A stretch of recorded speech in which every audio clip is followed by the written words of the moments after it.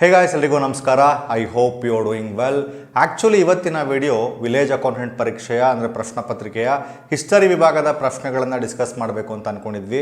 But ನಿಮಗೆಲ್ಲ ಗೊತ್ತು ಮಾರ್ನಿಂಗಿಂದ ಏನಾಗ್ತಿದೆ, ಯಾವ ವಿಷಯ ಡಿಸ್ಕಷನಲ್ಲಿದೆ ಅಂತ. Being A Indian citizen, being educated, ನಾವು ಈ ಟಾಪಿಕ್ ಬಗ್ಗೆ ಡಿಸ್ಕಸ್ ಮಾಡಲೇಬೇಕು. ಆ್ಯಂಡ್ ಜೊತೆಗೆ ಈ ಹಿಂದೆ ಆಗಿರುವಂತಹ ಕೆಲವು ಸೇನಾ ಕಾರ್ಯಾಚರಣೆಗಳು, ಪ್ರಮುಖ ಸೇನಾ ಕಾರ್ಯಾಚರಣೆಗಳ ಬಗ್ಗೆ ಇವತ್ತಿನ ವಿಡಿಯೋ ಡಿಸ್ಕಸ್ ಮಾಡೋಣ.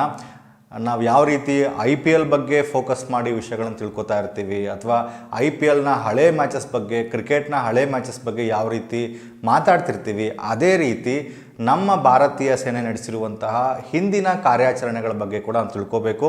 ಜೊತೆಗೆ ಎಕ್ಸಾಮ್ ಪಾಯಿಂಟ್ ಆಫ್ ವ್ಯೂವಲ್ಲಿ ಕೂಡ ಈ ಟಾಪಿಕ್ ಮೇಲೆ ಪ್ರಶ್ನೆಗಳನ್ನು ಈ ಹಿಂದೆ ಕೇಳಿದ್ದಾರೆ. ಪ್ರೆಸೆಂಟ್ಲಿ ನ್ಯೂಸಲ್ಲಿರುವಂಥ ಟಾಪಿಕ್ ಯಾವುದು? ಆಪರೇಷನ್ ಸಿಂಧೂರ್. ಆಪರೇಷನ್ ಸಿಂಧೂರ್ ಒಂದು ತಿಳ್ಕೊಳ್ಳಿ, ಇನ್ನೂ ಕಂಪ್ಲೀಟಾಗಿ ನಿಮಗೆ ಯಾವುದೇ ಮಾಹಿತಿ ಸಿಕ್ಕಿಲ್ಲ. ಎಷ್ಟು ದಾಳಿಯಾಗಿದೆ, ಅಲ್ಲಿ ಎಷ್ಟು ಜನ ಸತ್ತಿದ್ದಾರೆ ಅನ್ನುವಂಥ ಮಾಹಿತಿ ಎಕ್ಸಾಕ್ಟಾಗಿ ಸಿಕ್ಕಿಲ್ಲ. ಕೇವಲ ಫಸ್ಟ್ ಮಾಹಿತಿ ಸಿಕ್ಕಿದೆ ನಮಗೆ, ದಾಳಿಯಾಗಿದೆ. 9 ಪಾಯಿಂಟ್ಗಳ ಮೇಲೆ ದಾಳಿಯಾಗಿದೆ. ಅವುಗಳನ್ನು ನೀವು ಕಡ್ಡಾಯವಾಗಿ ತಿಳ್ಕೊಳ್ಳೇಬೇಕು. ಜೊತೆಗೆ ನಮ್ಮ ಭಾರತೀಯ ಸೇನೆ ಈ ಹಿಂದೆ ಮಾಡಿರುವಂತಹ ಇತರೆ ಪ್ರಮುಖ ಸೇನಾ ಆಪರೇಷನ್ಗಳ ಬಗ್ಗೆ ಕೂಡ ನಾವು ಇವತ್ತಿನ ವಿಡಿಯೋದಲ್ಲಿ ತಿಳ್ಕೊಳ್ಳೋಣ. ಓಕೆ, ಸೊ ಮೊದಲಿಗೆ ತಗೊಳ್ಳಿ, ಇದು ಅಫಿಷಿಯಲ್ ಆಗಿ ರಕ್ಷಣಾ ಸಚಿವಾಲಯ ಬಿಡುಗಡೆ ಮಾಡಿರುವಂತಹ ಒಂದು ಫ್ಯಾಕ್ಸ್ ಅಥವಾ ಒಂದು ಲೆಟ್ರು. ಇದರಲ್ಲಿ ಅವರು ಅಫಿಷಿಯಲ್ ಆಗಿ ಹೇಳಿದ್ದಾರೆ, ಟೈಮಿಂಗ್ಸ್ ಕೂಡ ಕೊಟ್ಟಿದ್ದಾರೆ ನೋಡಿ. ಇಲ್ಲಿ ಅವರು ಪಬ್ಲಿಕ್ ಮಾಡಿದ್ದು 7 ಮೇ 2025 1:44 AM, ಬೆಳಗಿನ ಜಾವ 1 ಗಂಟೆ ಅಂದರೆ ಮಧ್ಯರಾತ್ರಿ 1 ಗಂಟೆ 44 ನಿಮಿಷಕ್ಕೆ ಇದನ್ನು ಬಿಡುಗಡೆ ಮಾಡಿದ್ದಾರೆ. ದಾಳಿ ಮಾಡಿದ್ದೀವಿ ಅಂತ ಖಚಿತವಾಗಿ ಹೇಳಿದ್ದಾರೆ. ಸೊ ಇಟ್ಸ್ ಅಫಿಷಿಯಲ್, ದಾಳಿಯಾಗಿದೆ. ಏನಕ್ಕೆ ದಾಳಿಯಾಗಿದೆ? ಪಹಲ್ಗಾಮ್ ದಾಳಿಯ ಪ್ರತೀಕಾರ ಅನ್ನೋದಕ್ಕಿಂತ ಅವರು ಅದು ಮಾಡಿದ ತಕ್ಷಣ ನಾವು ಸುಮ್ಮನೆ ಕೂರುವಂತಹ ಮಾತಿಲ್ಲ. ಪ್ರಸ್ತುತ ಇದು ಫಸ್ಟ್ ಹೆಜ್ಜೆ ಅಷ್ಟೇ. ಸೊ ನಮ್ಮ ಕಡೆಯಿಂದ ಕೂಡ ದಾಳಿಯಾಗಿದೆ, ಭಾರತೀಯ ಸೇನೆಯಿಂದ ಅಫಿಷಿಯಲ್ ಆಗಿ ರಕ್ಷಣಾ ಸಚಿವಾಲಯ ಒಪ್ಕೊಂಡಿದೆ. ಓಕೆ, ನಮಗೆ ಬೇಕಿರುವಂತಹ ಮೇನ್ ಪಾಯಿಂಟ್ಸ್ ನೋಡಿ ಇದು. ಸೊ ದಾಳಿ ಮಾಡಿದ್ವಲ್ಲ, ಅದಕ್ಕೆ ಆಪರೇಷನ್ ಸಿಂಧೂರ್ ಅಂತ ಹೆಸರು ಕೊಟ್ಟಿದ್ದಾರೆ.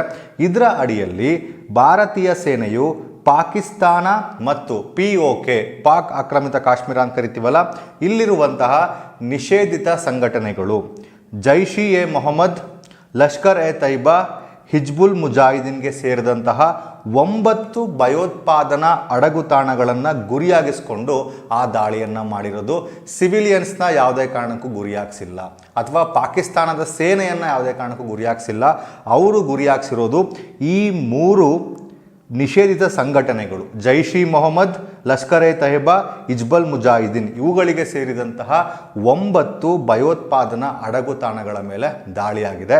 ಆ 9 ಯಾವುದು ನೋಡ್ಕೊಳ್ಳಿ. ಮರ್ಕಜ್ ಸುಬಾನ್ ಅಲ್ಲಾ ಬಹಲ್ವಾಪುರ್, ಇದು ಪ್ರೊನೌನ್ಸಿಯೇಷನ್ ಬೇರೆ ಬೇರೆ ಥರ ಇರುತ್ತೆ, ನೋಡ್ಕೊಳ್ಳಿ. ಮರ್ಕುಜ್ ತೈಬಾ ಮುರಿಡ್ಕೆಯಲ್ಲಿ, ಸರ್ಜುಲ್ ತೆಹರಾ ಕಲಾನ್ನಲ್ಲಿ, ಮೆಹಮೂನ್ ಜೋಯಾ ಸಿಯಾಲ್ಕೋಟ್ನಲ್ಲಿ, ಮರ್ಕುಜ್ ಹಾಲೆ ಹದೀಸ್ ಬರ್ನಾಲ್ನಲ್ಲಿ, ಮರ್ಕುಜ್ ಅಬ್ಬಾಸ್ ಕೋಟ್ಲೆಯಲ್ಲಿ, ಮಸ್ಕರ್ ರಹಿಲ್ ಶಾಹಿದ್ ಕೋಟ್ಲೆಯಲ್ಲಿ, ಶವಾಯಿ ನಲ್ಲಾ ಕ್ಯಾಂಪ್ ಮುಜಾಫರಾಬಾದ್ನಲ್ಲಿ, ಸೈಯದ್ನಾ ಬಿಲಾಲ್ ಕ್ಯಾಂಪ್ ಮುಜಾಫರಾಬಾದ್ನಲ್ಲಿ. ಸೊ ಟೋಟಲ್ ಆಗಿ ಈ 9 ಅಡಗುತಾಣಗಳ ಮೇಲೆ ಭಾರತೀಯ ಸೇನೆ ಇವುಗಳನ್ನು ಗುರಿಯಾಗಿಟ್ಕೊಂಡು ದಾಳಿ ಮಾಡಿರೋದು. ಈ 9 ಕೂಡ ಯಾವುದಕ್ಕೆ ಸೇರಿದೆ ಅಂದರೆ ಜೈಷ್ ಎ ಮೊಹಮ್ಮದ್, ಲಷ್ಕರ್ ಎ ತೈಬಾ, ಹಿಜ್ಬುಲ್ ಮುಜಾಹಿದೀನ್ ಎಂಬಂತಹ ನಿಷೇಧಿತ ಸಂಘಟನೆಗಳಿಗೆ ಸೇರಿದಂತಹ ಅಡಗುತಾಣಗಳಿವು. ಇವುಗಳನ್ನು ಗುರಿಯಾಗಿಸ್ಕೊಂಡು ಈ ಆಪರೇಷನ್ ಸಿಂಧೂರ್ ಆಪರೇಷನ್ ಅಡಿಯಲ್ಲಿ ದಾಳಿಯನ್ನು ಮಾಡಲಾಗಿದೆ. ಇಷ್ಟು ಇವಾಗಿರುವಂತಹ ಅಫಿಷಿಯಲ್ ಇನ್ಫಾರ್ಮೇಷನ್. ಈ ಆಪರೇಷನ್ ಸಿಂಧೂರ್ ಬಗ್ಗೆ ಇನ್ನೂ 1 ವಾರಗಳ ಕಾಲ ನಮಗೆ ಬೇರೆ ಬೇರೆ ಇನ್ಫಾರ್ಮೇಷನ್ ಸಿಗ್ತಾ ಇರುತ್ತೆ, ಅಪ್ಡೇಟ್ ಮಾಡ್ಕೋಬೇಕು ನೀವು ಇವಾಗ. ಸೊ ಈ ಸಂದರ್ಭದಲ್ಲಿ ನಾವು ಭಾರತೀಯ ಸೇನೆ ಈ ಹಿಂದೆ ಮಾಡಿರುವಂತಹ ಕೆಲವು ಪ್ರಮುಖ ಆಪರೇಷನ್ಗಳ ಬಗ್ಗೆ ಕೂಡ ತಿಳ್ಕೋಬೇಕು. ಎಕ್ಸಾಮ್ ಪಾಯಿಂಟ್ ಆಫ್ ವ್ಯೂವಲ್ಲಿ ಕೂಡ ನಿಮಗೆ ಹೆಲ್ಪ್ ಆಗುತ್ತೆ. ಆಪರೇಷನ್ ಪೋಲೋ ನಡೆದಂತಹ ವರ್ಷ 1948, ಸ್ಥಳ ಹೈದರಾಬಾದ್. ಹಾಗಾದರೆ ಯಾವ ಕಾರಣಕ್ಕೆ ಈ ಆಪರೇಷನ್ ಪೋಲೋ ಕಾರ್ಯಾಚರಣೆ ನಡೆಯುತ್ತೆ ಅಂದರೆ, ಇಂಡಿಪೆಂಡೆನ್ಸ್ ಆದಮೇಲೆ ನಮ್ಮಲ್ಲಿ ದೇಶದಲ್ಲಿದ್ದಂತಹ ಯಾವುದೇ ರಾಜರಿರ್ತಾರಲ್ಲ, ಆ ರಾಜ ಮನೆತನಗಳಿರ್ತಾವಲ್ಲ, ಸೊ ಅವೆಲ್ಲ ಕೂಡ ಭಾರತೀಯ ಸರ್ಕಾರದ ಅಡಿಯಲ್ಲಿ ಬರಬೇಕು ಅಂತ ಬರುತ್ತೆ, ಡಿಸಿಷನ್ ಮಾಡ್ತಾರೆ. ಬಟ್ ಅಲ್ಲಿ ಹೈದರಾಬಾದ್ ನಿಜಾಮಿಗೆ ಸಂಬಂಧಪಟ್ಟಾಗೆ ಸ್ವಲ್ಪ ಡಿಸ್ಪ್ಯೂಟ್ ಇರುತ್ತೆ. ಅದನ್ನು ಕ್ಲಿಯರ್ ಮಾಡಿದ್ದು ಈ ಆಪರೇಷನ್ ಪೋಲೋ. ಭಾರತೀಯ ಸಶಸ್ತ್ರ ಪಡೆಗಳು ಹೈದರಾಬಾದ್ ನಿಜಾಮನ ಆಳ್ವಿಕೆಯನ್ನು ಕೊನೆಗೊಳಿಸಿ ದಕ್ಷಿಣ ಭಾರತದ ಹೈದರಾಬಾದ್ ರಾಜಪ್ರಭುತ್ವವನ್ನು ಭಾರತೀಯ ಒಕ್ಕೂಟಕ್ಕೆ ಸೇರಿಸಲು ಈ ಆಪರೇಷನ್ ಕಾರಣ ಆಗುತ್ತೆ. ಓಕೆ, ಆಪರೇಷನ್ ಪೋಲೋ 1948 ನಡೆದ ಸ್ಥಳ ಹೈದರಾಬಾದ್ನಲ್ಲಿ. Next operation Vijay. Operation Vijay 2 ಸಲ ಬರುತ್ತೆ, ಕನ್ಫ್ಯೂಸ್ ಮಾಡ್ಕೋಬೇಡಿ. 1961 ಕೂಡ ಬರುತ್ತೆ, 1999 ಕಾರ್ಗಿಲ್ ಆ ಯುದ್ಧವನ್ನು ಕೂಡ ಇದೇ ಹೆಸರಲ್ಲಿ ಕರಿತೀವಿ, ಆಪರೇಷನ್ ವಿಜಯ್ ಅಂತ. ಓಕೆ, ಇದು 1961 ಎಲ್ಲಿ ನಡೆಯುತ್ತೆ? ಗೋವಾ, ದಮನ್ ಮತ್ತು ದೀವ್ನಲ್ಲಿ ನಡೆಯುತ್ತೆ. ಆಪರೇಷನ್ ವಿಜಯ್ ಫಸ್ಟು 1961 ಗೋವಾ, ದಮನ್ ಮತ್ತು ದೀವ್. ಕಾರಣ ಏನು ಅಥವಾ ಏನಕ್ಕೆ ನಡೆಸ್ತಾರೆ ಅಂದರೆ, ಪೋರ್ಚುಗೀಸ್ ಭಾರತ, ಅವಾಗ ಪೋರ್ಚುಗೀಸ್ ಭಾರತ ಅಂತಿತ್ತು, ಗೋವಾ, ದಮನ್ ಮತ್ತು ದಿಯು, ಇದನ್ನು ಭಾರತಕ್ಕೆ ಸೇರ್ಪಡೆಗೊಳಿಸಲು ಕಾರಣವಾದಂತಹ ಮಿಲಿಟರಿ ಕಾರ್ಯಾಚರಣೆ ಆಪರೇಷನ್ ವಿಜಯ್ 1961 ಗೋವಾ, ದಮನ್ ಮತ್ತು ದಿಯುನಲ್ಲಿ ಆಪರೇಟ್ ಮಾಡ್ತಾರೆ. Next operation cactus lily. Operation cactus lily 1971 ನಡೆಯುತ್ತೆ. ಪೂರ್ವ ಪಾಕಿಸ್ತಾನದಲ್ಲಿ ನಡೆಯುತ್ತೆ. ಪೂರ್ವ ಪಾಕಿಸ್ತಾನ ಅಂದರೆ ಇವಾಗಿರುವಂತಹ ಬಾಂಗ್ಲಾದೇಶದಲ್ಲಿ. ಕಾರಣ ಏನು ಅಂತ ನೋಡೋಕ್ಕೋದ್ರೆ, ಭಾರತೀಯ ವಾಯುಪಡೆಯು ಪ್ರಾಥಮಿಕವಾಗಿ ಪೂರ್ವ ಪಾಕಿಸ್ತಾನ ಅಂದರೆ ಬಾಂಗ್ಲಾದೇಶ ಈ ಕಾರ್ಯಾಚರಣೆಯನ್ನು ಇಲ್ಲಿ ನಡೆಸುತ್ತೆ. ಬಾಂಗ್ಲಾದೇಶ ವಿಮೋಚನಾ ಹೋರಾಟವನ್ನು ಮುನ್ನಡೆಸಲು ಈ ಕೈಕ್ರಮವನ್ನು ಕೈಗೊಳ್ಳಲಾಗುತ್ತೆ. ಅಂದರೆ ಇದು ಬಾಂಗ್ಲಾದೇಶ ವಿಮೋಚನಾ ಹೋರಾಟಕ್ಕೆ ಸಂಬಂಧಪಟ್ಟಿರುತ್ತೆ. ಈ ಕಾರ್ಯಾಚರಣೆಯು ಭಾರತದ ಅದ್ಭುತ ವಿಜಯದೊಂದಿಗೆ 1971 ಬಾಂಗ್ಲಾದೇಶವನ್ನು ಹೊಸ ರಾಷ್ಟ್ರವಾಗಿ ಸ್ಥಾಪಿಸಲು ಕಾರಣ ಆಗುತ್ತೆ. ಸೊ ಬಾಂಗ್ಲಾದೇಶ ಇಂಡಿಪೆಂಡೆಂಟ್ ಆಗುತ್ತಲ್ಲ ಪಾಕಿಸ್ತಾನದಿಂದ, ಅವಾಗ ನಡೆದಂತಹ ಕಾರ್ಯಾಚರಣೆ ಯಾವುದು ಅಂದರೆ ಆಪರೇಷನ್ ಕ್ಯಾಕ್ಟಸ್ ಲಿಲ್ಲಿ. ಇದರೊಳಗೆ ಭಾರತ ಕೂಡ ತನ್ನ ಪಾತ್ರವನ್ನು ವಹಿಸುತ್ತೆ. ವರ್ಷ 1971. Next operation trident.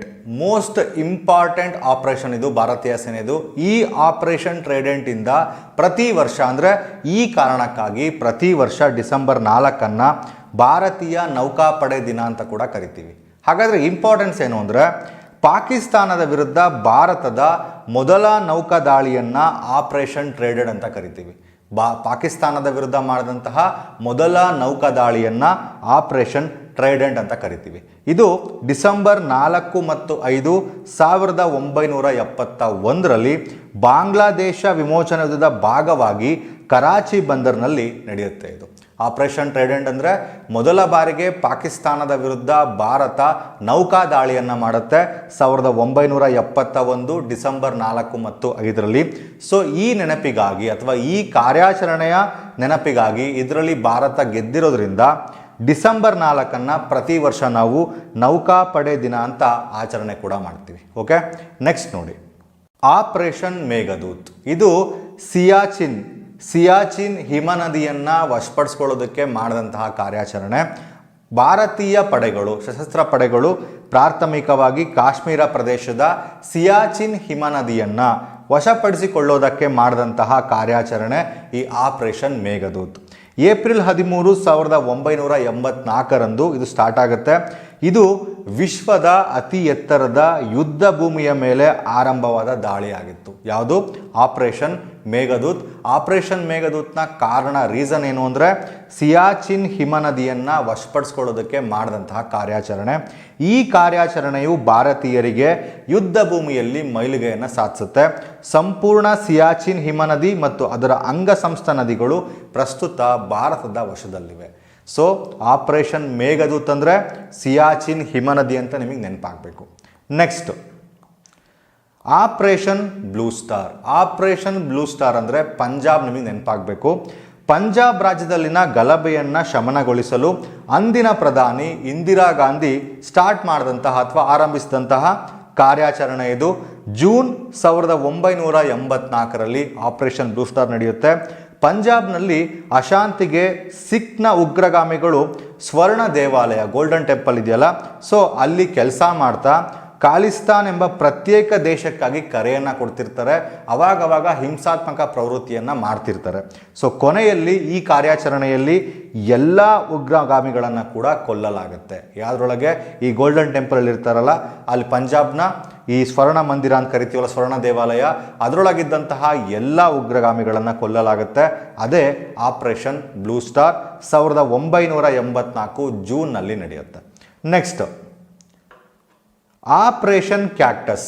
ಅಲ್ಲೊಂದು ನೋಡಿದ್ವಿ ಆಪರೇಷನ್ ಕ್ಯಾಕ್ಟಸ್ ಲಿಲ್ಲಿ, ಅದು ಬಟ್ ಇದು ಬೇರೆ. ಆಪರೇಷನ್ ಕ್ಯಾಕ್ಟಸ್ ನವೆಂಬರ್ 1988 ನಡೆಯುತ್ತೆ. ಭಾರತೀಯ ಸಶಸ್ತ್ರ ಪಡೆಗಳು ಒಂದು ಕಾರ್ಯಾಚರಣೆಯನ್ನು ಪ್ರಾರಂಭ ಮಾಡ್ತವೆ. ಬಿಕಾಸ್ ಕೂಲಿ ಸೈನಿಕರಿಂದ ಅಪಾಯದಲ್ಲಿದ್ದಂತಹ ಮಾಲ್ಡೀವ್ಸ್ನ ಅಧ್ಯಕ್ಷರಾದಂತಹ MA ಗಯೂನ್ ಅವರನ್ನು ರಕ್ಷಣೆ ಮಾಡೋದು ಈ ಕಾರ್ಯಾಚರಣೆಯ ಗುರಿಯಾಗಿತ್ತು. ಆಪರೇಷನ್ ಕ್ಯಾಕ್ಟಸ್ ಇದು ಮಾಲ್ಡೀವ್ಸ್ನ ಅಧ್ಯಕ್ಷರಾದಂತಹ MA ಗಯೂನ್ ಅವರನ್ನು ಕೂಲಿ ಸೈನಿಕರಿಂದ, ಸೊ ಅವ್ರನ್ನ ವಶಪಡಿಸ್ಕೊಂಡಿರ್ತಾರೆ, ಅವರಿಂದ ಅವ್ರನ್ನ ಬಿಡುಗಡೆ ಮಾಡಿಸೋದಕ್ಕೆ ಮಾಡಿದಂತಹ ಆಪರೇಷನ್ ಕ್ಯಾಕ್ಟಸ್. ಇದರಲ್ಲಿ ಭಾರತ ಭಾಗಿಯಾಗಿರುತ್ತೆ, ಭಾರತನೇ ಸೇನೆಯನ್ನು ಕಳಿಸಿರುತ್ತೆ. ಕಾರ್ಯಾಚರಣೆಯ ಸಮಯದಲ್ಲಿ ಭಾರತೀಯ ಸೇನೆ, ನೌಕಾಪಡೆ ಮತ್ತು ವಾಯುಪಡೆಯ ಸಂಯೋಜಿತ ಪ್ರಯತ್ನಗಳು ಕೂಲಿ ಸೈನಿಕರನ್ನು ಅಂತ್ಯಗೊಳಿಸಿ ಅವರನ್ನು ಸೇಫ್ ಗಾರ್ಡ್ ಮಾಡ್ತವೆ. ಓಕೆ, ಆಪರೇಷನ್ ಕ್ಯಾಕ್ಟಸ್ ಇದು. Next operation Pavan.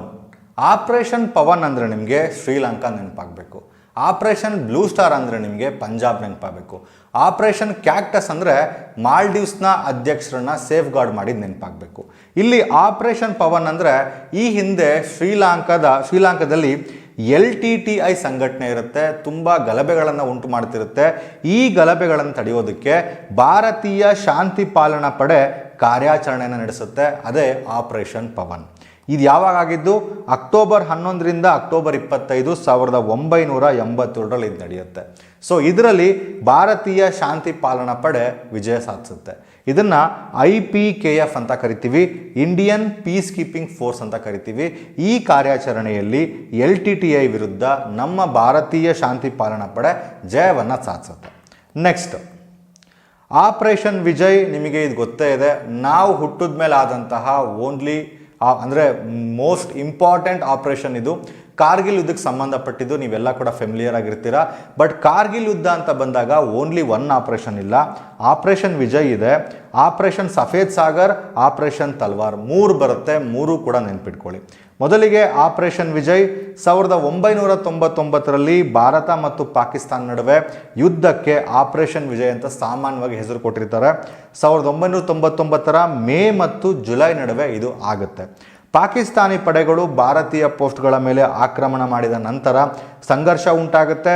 ಭಾರತೀಯ ಪಡೆಗಳು ಯುದ್ಧವನ್ನು ನಿರ್ಣಾಯಕವಾಗಿ ಗೆಲ್ತಾರೆ. ಓಕೆ, ಈ ಭಾರತ ಪಾಕಿಸ್ತಾನ ನಡುವಿನ ಯುದ್ಧಕ್ಕೆ, ಕಾರ್ಗಿಲ್ ಯುದ್ಧಕ್ಕೆ ಸಾಮಾನ್ಯವಾಗಿ ಆಪರೇಷನ್ ವಿಜಯ್ ಅಂತ ಕೂಡ ಕರೀತಾರೆ.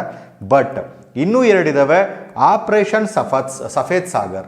ಆಪರೇಷನ್ ಸಫೇದ್ ಸಾಗರ್ ಅಂದರೆ ಸಿಂಪಲ್ ಇಷ್ಟೇ, ಕಾರ್ಗಿಲ್ ಯುದ್ಧದಲ್ಲಿ ಈ ಸಮಯದಲ್ಲಿ ಭಾರತೀಯ ವಾಯುಪಡೆ ಮಾಡಿದಂತಹ ಕಾರ್ಯಾಚರಣೆಯನ್ನು ಆಪರೇಷನ್ ಸಫೇದ್ ಸಾಗರ್ ಅಂತ ಕರಿತೀವಿ. ಆಪರೇಷನ್ ತಲ್ವಾರ್ ಅಂದರೆ ಇದೇ ಕಾರ್ಗಿಲ್ ಯುದ್ಧದಲ್ಲಿ ಭಾರತದ ನೌಕಾಪಡೆ ಮಾಡಿದಂತಹ ಕಾರ್ಯಾಚರಣೆಗಳನ್ನು ಆಪರೇಷನ್ ತಲ್ವಾರ್ ಅಂತ ಕರಿತೀವಿ. ಸೊ ಭಾರತದ ವಾಯುಪಡೆ ಆಪರೇಷನ್ ಸಫೇದ್ ಸಾಗರ್, ಭಾರತದ ನೌಕಾಪಡೆ ಆಪರೇಷನ್ ತಲ್ವಾರ್. ಇಲ್ಲಿ ಕಡೆ ಆಪರೇಷನ್ ವಿಜಯ್. ಕಾರ್ಗಿಲ್ ಯುದ್ಧ ಅಂದರೆ operation Vijay, operation Safed Sagar, operation Talwar, ಮೂರು ಕೂಡ ನೆನಪಲ್ಲಿರಬೇಕು.